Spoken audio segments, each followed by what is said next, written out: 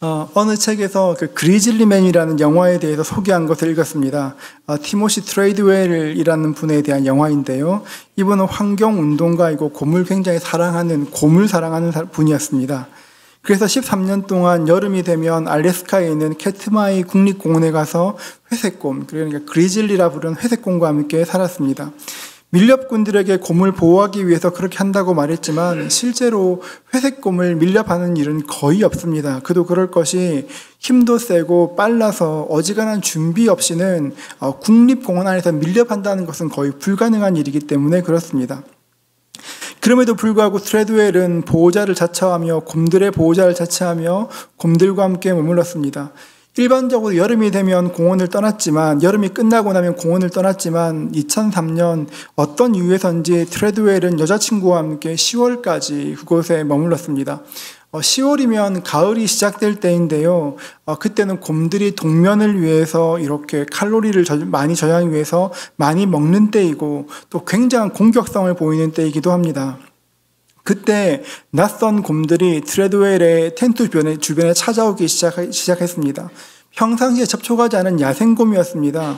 트레드웰은 이 곰들과도 낯선 곰들과도 친구가 되기 위해서 노력하였습니다. 친근히 다가가 인사하기도 하고 심지어 터치하려고까지 하였습니다. 그리고 몇 시간이 지나지 않아 트레드웰과 여자친구는 회색곰의 먹이가 되고 말았습니다. 이분의 본업이 다큐멘터리 영화 제작자라 그 끔찍한 순간들이 나중에 영상으로 알려지게 되었습니다. 그 영상을 보았던 어떤 사람들은 참 용감하다 말하기도 하고 또 어떤 사람들은 정말 곰을 사랑했다 말하기도 하지만 대부분의 알래스카 사람들은 참 어리석은 사람이다 이렇게 죽기를 자청한 사람들이라 말하기도 하였습니다. 생태학자들 역시 곰의 위험성을 모르는 사람이 가지는 자신감과 무지 때문에 죽음에 이르렀다 이렇게 이야기했습니다. 우리 주변에 우리를 위협하는 회색곰이 있는 것은 아니지만 회색곰 못지않게 우리를 죽이려는, 우리를 망하게 하려는 세력도 있습니다. 우리 베드로전서 5장 8절 말씀인데요. 우리 같이 한번 읽도록 하겠습니다. 함께 읽습니다. 근신하라 깨어라 너희 대적 마귀가 우는 사자같이 두루다니며 삼킬 자를 찾나니. 성경에서 말하는 것처럼 악한 마귀는 우는 사자처럼 두루다니면서 삼킬 사람을 넘어뜨릴 사람을 찾고 있습니다. 예수를 믿는 우리는 이 사실을 인지하건 간에 인지하지 못하건 간에 영적 전쟁의 한가운데 있는 것입니다. 그런데 우리는 영적 전쟁이란 이야기는 교회에 있으면 참 많이 듣지만 영적 전쟁이 어떤 것인지, 마귀는 어떻게 공격하는 것인지, 또 우리는 어떻게 응전해야 되는 것인지를 잘 모릅니다. 그러다 보니까 영적 전쟁이라 말하면 막연하게 그냥 귀신을 쫓아내는 것이라 나사렛 예수의 이름으로 떠나갈지어다 이런 것들을 영적 전쟁이라 생각합니다. 그럼 물론 그렇게 기도하는 것들은 영적 전쟁의 한 부분이긴 하지만 영적 전쟁이라는 것은 우리의 생각보다 훨씬 더 넓은 그런 일입니다. 영적 전쟁이라는 주제에 대해서 말하기 전에 먼저 우리가 생각해야 될 것이 있습니다. 여러분, 우리 인생을 향한 하나님의 뜻은 무엇일까요? 하나님께서 우리를 향한 주의 뜻은 무엇일까요? 하나님 말씀 요한복음 3장 16절 말씀 우리 같이 한번 읽도록 하겠습니다. 함께 읽습니다. 하나님이 세상을 이처럼 사랑하사 독생자를 주셨으니 이는 그를 믿는 자마다 멸망하지 않고 영생을 얻게 하려 하심이라. 하나님의 뜻이 무엇입니까? 믿는 자마다 멸망치 않고 영생을 얻는 것이 하나님의 뜻입니다. 우리에게 그 영생을 주시기 위해서, 멸망치 않기 위해서 하나님의 아들 예수 그리스도를 보내오셨습니다. 우리가 기억해야 될 것은 하나님께서 우리를 사랑하신다는 것입니다. 가끔 하나님의 뜻을 잘 헤아리지 못해 힘들 때도 있지만 우리가 반드시 우리 머릿속에 저장해 놓아야 될 것, 아니 우리 마음에 심어야 될 것은 하나님 우리를 사랑하신다는 것입니다. 그리고 우리와 깊은 관계를 맺기 원하십니다. 요한복음 15장 4절과 5절을 보십시오. 내 안에 거하라 나도 너희 안에 거하리라. 가지가 포도나무에 붙어있지 아니하면 스스로 열매를 맺을 수 없음같이 너희도 내 안에 있지 아니하면 그러하리라. 나는 포도나무요 너희는 가지라. 우리 같이 한번 나머지 읽겠습니다. 그가 내 안에 내가 그 안에 거하면 사람이 열매를 많이 맺나니 나를 떠나서는 너희가 아무것도 할 수 없음이라. 하나님께서 우리에게 원하시는 것이 무엇입니까? 그가 내 안에 내가 내가 그 안에 머물면서 하나님과 아름다운 관계를 맺으면서 풍성한 열매를 맺기 원하시는 것이 하나님의 뜻입니다. 즉 하나님은 우리를 사랑하시고 우리와 친밀히 관계 맺기를 원하시고 풍성한 삶을 누리기 원하시는 것이 주의 뜻입니다. 그렇다면 우리 인생을 향한 마귀의 뜻은 무엇일까요? 요한복음 10장 10절은 이렇게 말합니다.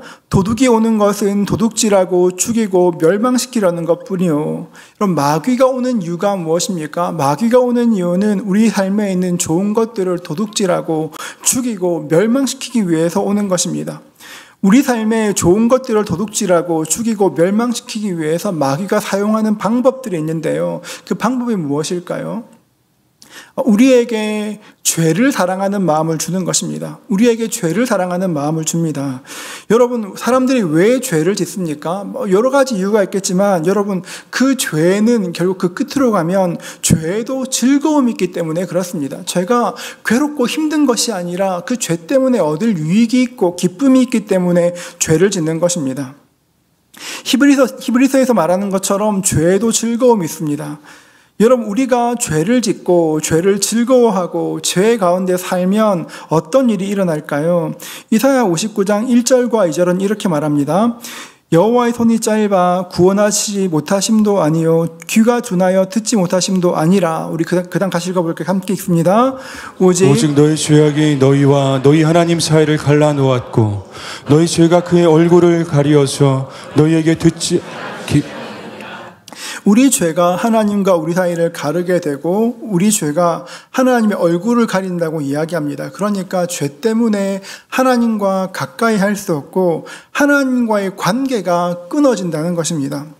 즉 하나님의 자녀이지만 하나님의 자녀답게 살 수 없게 됩니다. 아프리카 시에라리온에서 사역했던 선교사이고 미국 트리니티 신학교의 교수였던 티모시 워너가 쓴 영적 전투라는 책이 있습니다. 이 책에 보면 초대교회, 그러니까 처음 교회가 시작되었을 때 교회가 어떻게 세례를 준비했는지 세례 준비에 대한 글들이 있습니다. 지금 우리의 세례식과 비교할 때 가장 큰 차이점은 사탄과 귀신에 대한 것입니다. 초대교회 시절에는 세례를 준비하는 과정에 사탄과 귀신이 하는 일에 대한 가르침이 있었고 세례 예시간에 귀신을 대적하는 것들이 포함되어 있었다고 합니다. 예를 들면 세례를 받을 때 서쪽을 향해서, 여러분 유대인들은 서쪽을 해가 지는 곳이라 생각했습니다. 해가 지는 곳이고 어둠과 사탄이 활동하는 곳이라 생각했습니다. 그래서 서쪽을 향해서 사탄아 이제 난 너를 거부한다. 이제 너를 섬기지 않고 너의 모든 일을 포기하겠다. 이렇게 외치고 이어서 동쪽을 향해서, 동쪽은 해 뜨는 방향이지 않습니까? 부활하시고 승리하신 예수님을 상징하는 방향인데요. 동쪽을 향해서 이렇게 외쳤다고 합니다. 예수님 이제부터 저는 당신을 섬기기를 시작합니다. 저를 받아주십시오. 이렇게 고백하도록 했다고 합니다. 그런데 점점 시간이 지나면서 교회 안에서 세례의식에서 귀신과 사탄에 대해서 이야기하고 귀신을 대적하는 과정들이 없어졌습니다. 티모시 워너 교수는 말하기를 그 이유가 우리가 가지고 있는 서구적 세계관에는 악한 영들에 대한 인식이 결여되어 있기 때문에 그렇다 말합니다. 로이드 존스 목사님도 비슷한 맥락에서 말합니다. 영국의 유명한 청교도 목회자인 존 버넌이 쓴 철로역정이라는 책이 있습니다. 신자들의 믿음의 여정을 이렇게 그린 책입니다. 혹시 여러분 철로역정을 안 읽으신 분이 계시면 꼭 한번 읽어보시기를 부탁드립니다. 네. 감사합니다, 여러분. 네, 다들 일부도 그렇게 하시더라고요. 꼭 한번 읽으시면 좋겠습니다. 혹시 어린 시절에 만화책으로 읽으셨거나 얇은 책으로 읽으신 분이 계시면 좀 두꺼운 책으로 한번 읽어보시면 참 좋겠습니다. 그러면 전혀 다른 것들이 보이게 됩니다. 이분이 쓰신 또 한 권의 유명한 책이 있는데요. 그 책 제목이 거룩한 전쟁입니다. 이 책은 믿음의 여정에서 일어나는 여러 가지 영적 전쟁에 대한 것들을 설명하는 것입니다. 로이드 존스 목사님이 안타까워하시는 것은 19세기 중엽부터 서구 사회에서 영적 전쟁이라 말하면 어느새 내 삶에 있는 일이 아니라 어떤 문학 작품에서 일어나는 일, 아니면 어떤 비유적인 일로 여기게 됐다는 것입니다. 그러다 보니 교회는 마귀의 계략에 대해서 무지하게 변했고 교회에서조차 마귀의 존재를 미신적으로 여기게 되었다, 이렇게 말합니다.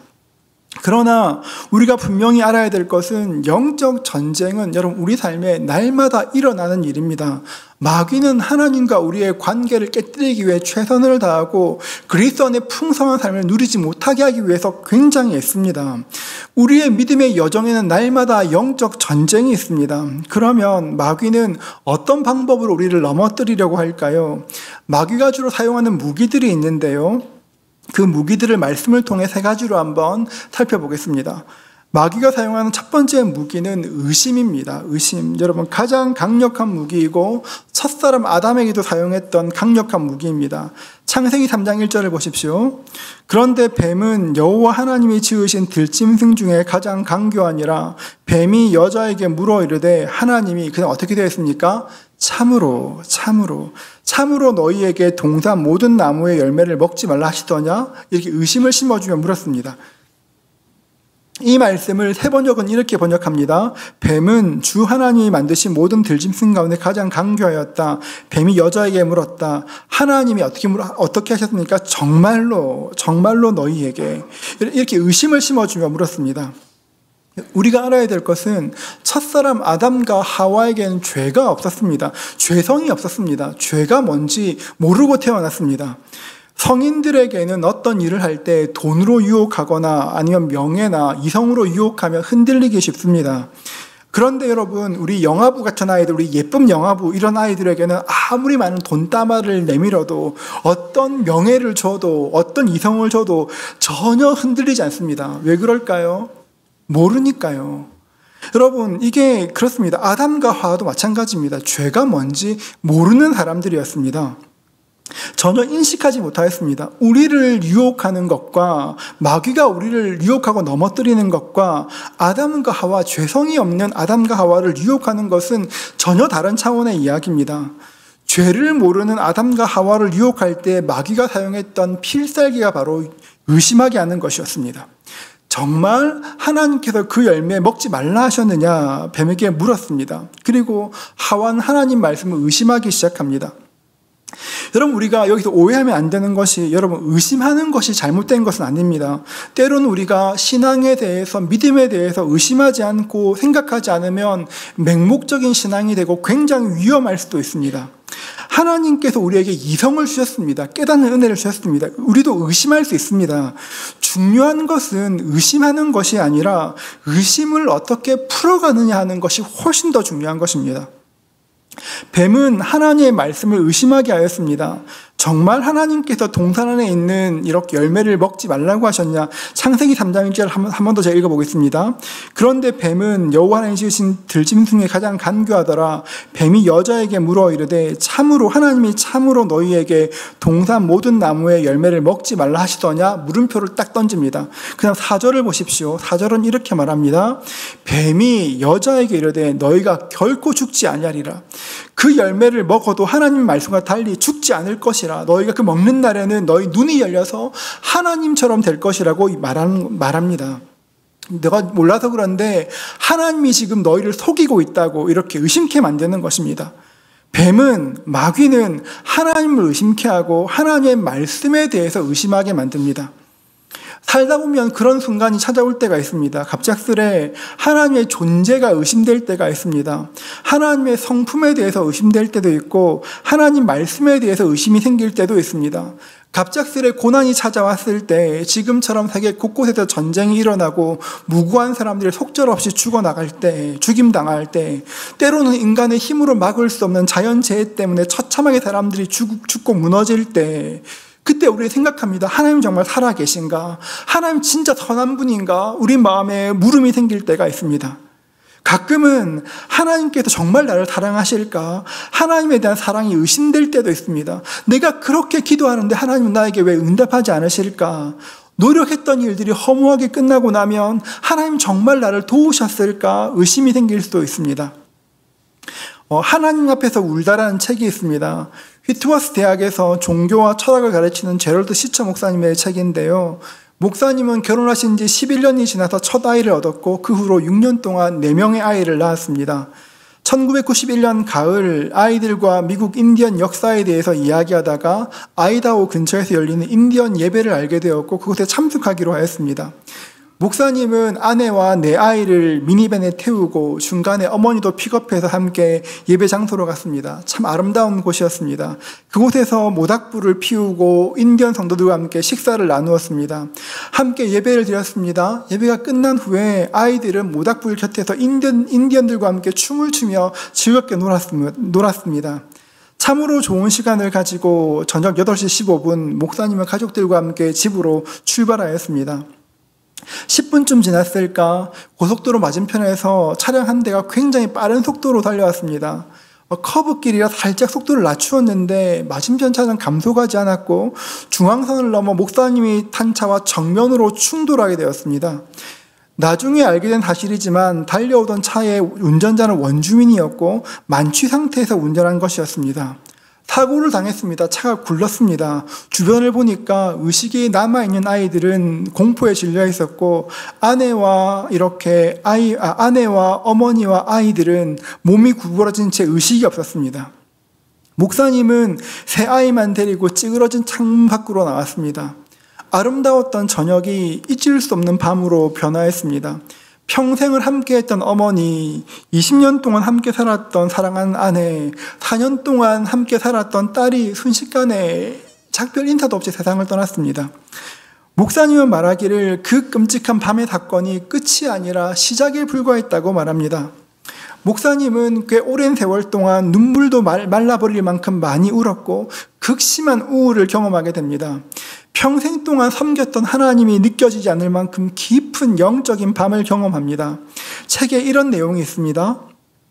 기도하고 싶었지만 무슨 말을 해야 할지 아무 생각이 나지 않았다. 고통이 내 머리를 후려쳐 바보로 만든 것만 같다. 내 입을 통해 나오는 유일한 소리라고는 신음밖에 없다. 그렇게 꽤 오랫동안 긴 시간을 영혼의 밤을 지났습니다. 하나님 앞에서 울고 또 울었습니다. 그러다 어느 순간 자신의 삶에 일어난 일들에 대해서 이렇게 결론 내리게 됩니다. 그럼에도 불구하고 하나님은 하나님이셨다. 큰 상실에도 불구하고 하나님은 하나님이시라고, 하나님의 주권과 하나님의 선하심과 하나님은 계획은 변치 않는다고 하나님을 인정하며 그래도 하나님은 하나님이시다 고백하였습니다. 하와가 뱀의 말을 듣고 하나님의 선하심을 의심했던 것처럼 목사님도 하나님을 의심했었습니다. 하나님께 분노하며 주체할 수 없는 슬픔을 내보였습니다. 여러분, 예배하러 갔다가 이런 일을 당한 것입니다. 하나님, 제가 주께 예배하러 가지 않았습니까? 하나님께 예배하러 가는 그 순간에 나를 지키지 못하신 하나님, 내 아내와 어머니와 딸을 보호하지 않는 하나님, 그 하나님께 분노하고 격렬하게 의심하였습니다. 그런데 여러분, 하와와 이 목사님의 근본적인 차이가 있는데요. 그것이 무엇이냐면 어디에 물었는가 하는 것입니다. 의심이 찾아왔을 때, 삶에 물음표가 생겼을 때 하와는 자신에게 질문하였습니다. 이게 답이 뭘까? 자신에게 계속 물었습니다. 하나님께서 정말 먹지 말라고 하셨나? 자기에게 물었고 자기에게 답을 찾았습니다. 정답을 알고 계신 하나님께 묻지 않고 계속 자기 안에서 답을 찾으려고 하였습니다. 하지만 목사님은 그렇게 아프고 고통스러운 순간에도 끊임없이 하나님께 물었습니다. 정말 이것이 주의 뜻입니까? 정말 하나님이십니까? 끊임없이 하나님은 선하신지 치열하게 물었습니다. 그리고 그 가운데 답을 발견하게 되었습니다. 마지못해 납득하는 것이 아니라 다 포기하는 것처럼 그래 하나님은 하나님이시지 말하는 것이 아니라 하나님의 답을 알게 되었습니다. 우리가 기억해야 될 것이 있습니다. 우리 삶에 하나님에 대한 의심이 생길 때가 있습니다. 하나님 왜 그렇게 하십니까? 하나님에 대한 의심이 생길 때가 있습니다. 여러분, 그 의심을 가지고 방황하지 마시고 내 안에 답을 찾고 다른 것에서 답을 구하는 것이 아니라 하나님께 아뢰일 수 있기를 축복합니다. 여러분, 우리가 늘 고백하지 않습니까? 우리의 생사화복이 하나님께 있다고 늘 고백하지 않습니까? 하나님께 있다고 고백하는데 그 어려운 순간에 하나님께 질문하지 않는다면 누구에게 질문할 수 있겠고, 하나님이 답하지 않으신다면 누가 답할 수 있겠습니까? 의심이 생길 때 그 의심을 가지고 하나님 앞에 치열하게 고민하며 아뢰일 수 있기를 주의 이름으로 축복합니다. 그럴 때 우리의 의심조차 안전함으로 바뀌게 되는 것입니다. 마귀가 사용하는 두 번째 무기는 욕망입니다. 욕망. 마귀는 우리의 선천적인 욕구를 자꾸 욕망으로 변화시키려고 합니다. 우리가 먼저 생각해야 될 것은 우리가 가지고 있는 삶의 욕구들은, 기본적인 욕구들은 다 하나님의 선물입니다. 사람마다 원하는 욕구가 다 다르지만 누구나 욕구가 있습니다. 악한 마귀는 우리가 살아가는 방식과 말과 행동들을 유심히 관찰하고 우리 삶의 가장 강한 욕구가 무엇인지 알아냅니다. 그리고 그 한 가지 욕구에 굉장히 집중하도록 만듭니다. 바꿔 말하면 우리의 욕구를 욕망으로 변화시키는 것입니다. 여러분, 이게 욕구가 욕망으로 변하게 되면 옳지 않은 방법을 사용해서라도 그 욕망을 채우고 싶은 마음이 생기게 됩니다. 하나님께서 정하신 한계와 방법에 상관없이 그 욕구를 충족시키는 것이 자신의 권리이고 자유라 생각하게 합니다. 뜻밖의 회심이란 책이 있습니다. 로자리아 버터필드 교수가 쓴 책인데요. 이분은 28살에 레즈비언으로 커밍아웃하였고 36이 되었을 때 미국에 있는 정말 유명한 대학에서 종신교수로 이렇게 받게 됩니다. 그 후에 행정가로 이렇게 성적 소수자를 위해서 지역사회 활동가로 굉장히 많이 활발하게 활동했었습니다. 여러 과정이 있었고 주변에 많은 사람이 있었지만 그러던 중 그분이 어느 날 예수님을 알게 되었습니다. 유명한 레즈비언 활동가였던 그녀가 이제 목사의 아내가 되었습니다. 이 책에 보면 로자리아 교수는 자신이 레즈비언이기 이전에 죄인인 자신이 어떻게 구원받게 되는지를 말하고 자신을 구원하신 하나님에 대해서 계속 고백합니다. 그리고 동성애를 포기했을 때 자기의 삶에 일어난 그런 것들을 이야기합니다. 동성애를 버리고 이분에게 일어난 가장 큰 변화가 무엇이었을까요? 두 가지가 있는데 첫 번째는 여성들 사이에서 있는 우정에 대해서 눈뜨게 되었다 말합니다. 예전에는 여성들을 볼 때 어느 정도 관계를 가지다가 어느새 성적인 것으로 관심이 기울곤 했는데 동성애를 버리고 나서 여성들만이 누릴 수 있는 우정을 얻게 되었다고, 그 즐거움을 누리게 되었다고 이야기하였습니다. 또 하나는 가정의 기쁨을 알게 되었다고 이야기합니다. 가정의 기쁨, 함께하는 기쁨들을 알게 되었다 이야기합니다. 제가 지금 짧게 소개하기에 아까울 만큼 너무 괜찮은 책인데요. 진짜 멋진 책입니다. 이 책에서 말하기를 욕구가 욕망으로 변화될 때, 욕망을 따라 살 때 그 삶이 얼마나 무엇에 얽매이게 되는지를 설명합니다. 마귀는 욕망으로 우리 삶을 지배하려고 합니다. 내 삶을 이렇게 지배하려고 합니다. 마귀는, 지금 시대 마귀는 더욱더 강력하게 도전합니다. 자신의 욕망을 따라 살라고 이야기합니다. 당신의 욕구를 채우기 위해서라면 무엇이든 할 수 있다고, 자유를 누리라고 이야기합니다. 자신의 욕구에 충실한 삶을 아름다운 삶이라 말합니다. 그런데 여러분, 안타까운 것은 그 욕구와 욕망은 결국 우리의 눈을 가리게 됩니다. 자기에 대한 욕망이 내 삶에 대해서 눈을 가리게 되고 살 수 없게 되고, 자녀에 대한 욕망이 내 눈을 가리게 되고, 재물에 대한 욕망이 내 눈을 가리게 됩니다. 마귀는 강력한 욕망을 주고 욕구를 주고 욕망을 따라 살도록 합니다. 여러분, 잘못된 방법으로 욕구를 충족시켰을 때 어떤 일이 생길지 생각하지 못하도록 마음의 눈을 가리고 계속 우리의 생각을 멈추게 합니다. 성적 타락이 얼마나 가정을 쉽게 무너뜨리고 얼마나 상처를 주는지, 얼마나 불행하게 하는지, 처음 한 잔 시작했던 자기 전에 한 잔 그 알코올 중독을 통해 얼마나 자신이 쉽게 허물어지는지, 처음에 그냥 여흥이었던 도박이 얼마나 비참하게 끝나는지, 여러분 그 끝을 생각하지 못하게 합니다. 욕구와 욕망은 굉장히 강력한 것입니다. 특별히 죄에 대한 욕구들은 끈적끈적할 만큼 강력한 것입니다. 그러나 놀라운 것은 예수 안에 있는 우리는 우리의 욕구들을 다스릴 수가 있습니다. 우리가 어떤 수행을 해서 이렇게 할 수 있는 것이 아닙니다. 어떤 수양이나 수행을 통해 내 삶의 욕구들을 다스리는 것이 아닙니다. 구약시대에는 간음을 정의할 때 실제로 관계하는 것을 간음이라 정의하였습니다. 그런데 신약에 오면 그 정의가 달라집니다. 마태복음 5장 28절인데요. 이렇게 말합니다. 나는 너희에게 이르노니 음욕을 품고 여자를 보는 자마다 마음에 이미 간음하였느니라. 산상수훈에서 예수님께서 말씀하시기를 음욕을 품고 여자를 보는 자마다, 이 여자 말하는 것이 아니라 음욕을 품고 이성을 보는 자마다 마음이 이미 간음했다고 말씀하십니다. 이미 그렇게 보는 것만으로 마음에 간음했다면 이 땅에 간음하지 않은 사람이 누가 있겠습니까? 별로 없습니다. 예수님께서 하신 말씀이긴 하지만 정말 현실성 없는 말씀처럼 느껴집니다. 여러분, 그런데 예수님께서 이렇게 말도 안 되는 것들을 말씀하신 이유가 뭘까요? 못 지킬 것 같은 이 말씀하신 이유가 뭘까요? 여러분, 이유가 있습니다. 왜냐하면 주님께서 우리에게 성령을 보내주시기 때문에 그렇습니다. 우리 안에 성령이 있습니다. 우리는 할 수 없지만 우리와 함께 하시는 성령님께서 우리의 마음을 지키시고 우리의 욕망이 알 수 없는 새로운 기쁨들로 우리를 인도해 나가신다는 것입니다. 전통적인 장로교 교리문답서 중에 하나인 하이델베르크 교리문답의 첫 번째 질문이 그렇습니다. 우리 같이 한번 읽어볼까요? 첫 번째 질문 같이 읽겠습니다. 살아서나 죽어서나 당신의 유일한 위로는 무엇입니까? 살아서나 죽어서나 당신의 유일한 위로는 무엇입니까? 답도 같이 한번 읽어볼까요? 함께 읽습니다. 살아서나 죽어서나 나는 나의 것이 아니요 오직 몸과 영혼이 신실하신 나의 구주 예수 그리스도의 것입니다.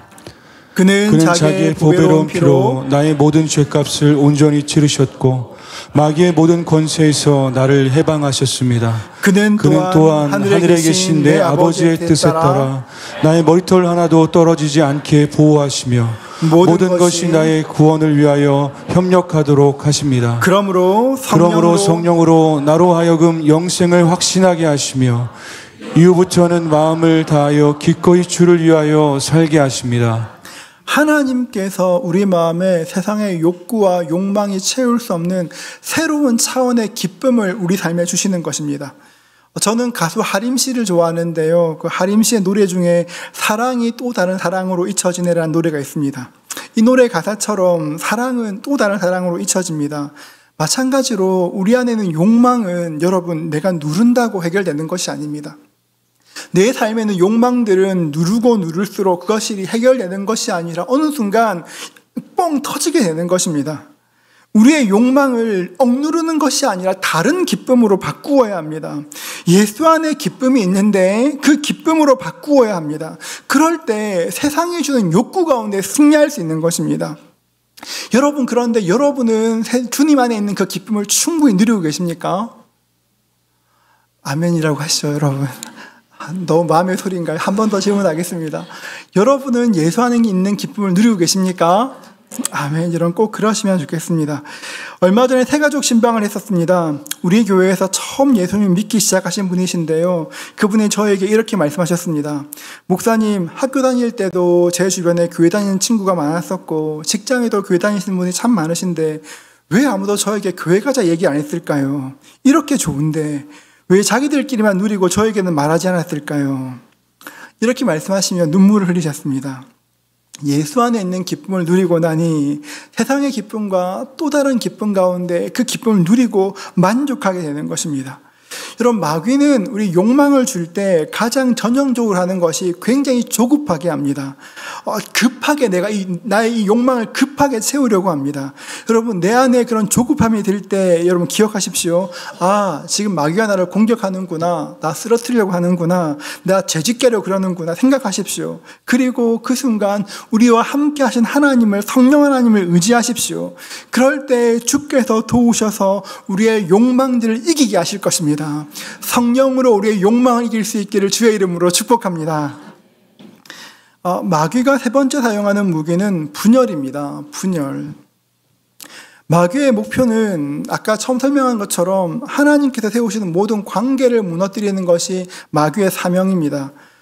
선교지에서 복음을 증거하시는 사역자들 가운데, 선교사들 가운데 직면하는 가장 큰 공격이 무엇인지 아십니까? 동료 선교사와의 관계가 깨어지는 것입니다. 여러분, 낯선 외국에 있는데 관계가 깨어지면 정말 힘듭니다. 함께 기도하지 못하게 하고 함께 협력하지 못하게 하고 서로 적이 되게 합니다. 비난과 거짓된 소문으로 서로 싸우고 헐뜯게 만듭니다.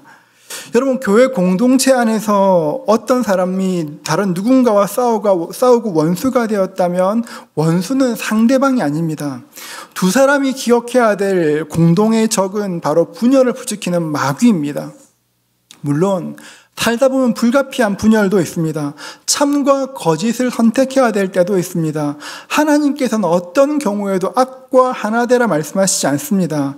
하지만 불필요한 논쟁과 불신으로 상처로 이렇게 분열되는 것은 마귀의 계략에 넘어지는 것입니다. 미국의 베스트셀러 작가인 켈빈 밀러 목사님의 책에서 이런 이야기를 읽었습니다. 목사님이 목회하시던 교회에서 오르간을 새로 구입하기로 했습니다.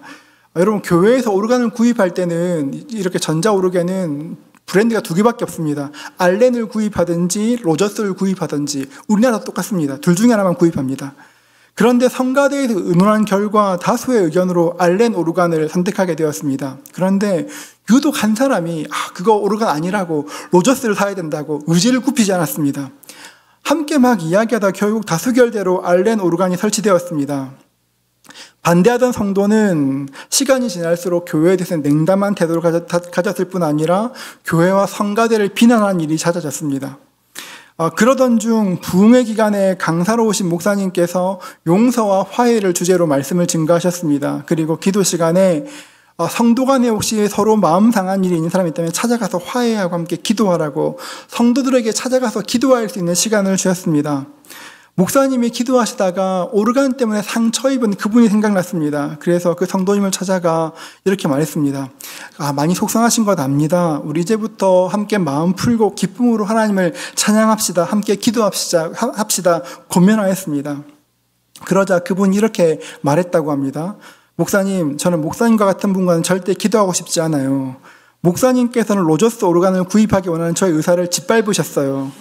지금 제가 거절할 것을 알면서도 화해를 청하시는 것은 이것은 목사님의 위계에 의한 폭력입니다. 저는 이 상황이 굉장히 불쾌합니다. 이렇게 말하면서 자리를 떠났다고 합니다. 이런 마음으로 드리는 찬양이 하나님을 기쁘시게 할 수 있을까요? 이렇게 미움 가득한 마음으로, 분열 가득한 마음으로 하나님께 드리는 찬양이 과연 기쁘시게 할 수 있을까요? 그 공동체가 건강할 수 있을까요? 분열의 영에 사로잡히는 것은 정말 불행한 일입니다. 에베소서 6장 13절은 이렇게 말합니다. 우리 함께 읽어볼까요? 같이 읽습니다. 그러므로 하나님의 전신갑주를 취하라. 이는 악한 날에 너희가 등이 대적하고 모든 일을 행한 후에 서기 위함이라. 한 번 더 읽어볼까요? 그러므로 하나님의 전신갑주를 취하라. 이는 악한 날에 너희가 등이 대적하고 모든 일을 행한 후에 서기 위함이라. 바울은 영적 전쟁을 말하면서 전신갑주를 취하라고 말합니다. 그런데 보면 먼저 너희가라고 이야기합니다. 이 말이 싸울 때 영적 전쟁은 혼자 싸우는 것이 아니라 같이 싸운다는 것을 전제하는 것입니다. 그리고 대적하고라고 되어 있는데요. 이 단어는 그리스어로 안티스테미인데요. 이 단어는 고대 그리스 병사들이 한 소대씩 그룹을 지어서 방패를 연결해서 적의 화살을 막는 모습에서 나온 단어입니다.